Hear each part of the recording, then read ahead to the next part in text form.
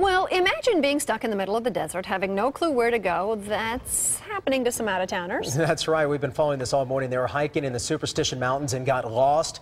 They ended up having to sleep there overnight. ABC 15's Kimberly Chang covering this for us all morning long. And Kimberly, I think after this extensive search, the big question is how did they stay? How did they even get some rest overnight? How did they stay warm, really?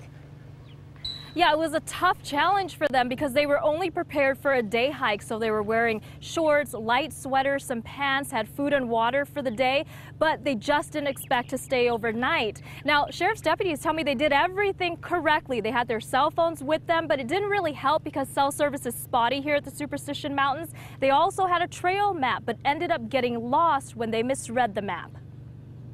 We made a wrong turn on. A husband, wife, and their brother-in-law in town visiting are okay after getting lost in the Superstition Mountains, forcing them to hunker down overnight.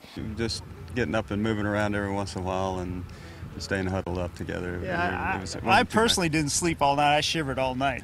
The three started their hike around 10 yesterday morning. Concerned relatives called 911 when they hadn't returned by dinner time as planned.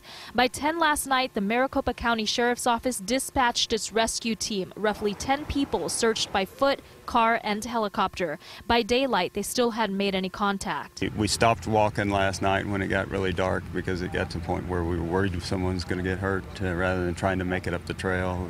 Rescuers spotted the group about 6 miles from the trailhead unharmed. They were able to make their way back down on their own. We just chalk it up as an adventure and go from there, you know, something to laugh about in 10 years.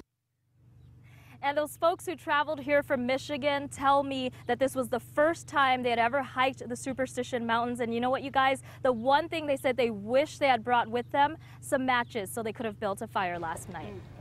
Well, it's good that they're safe and sound and back home now in the warmth of their own place. Thanks, Kim.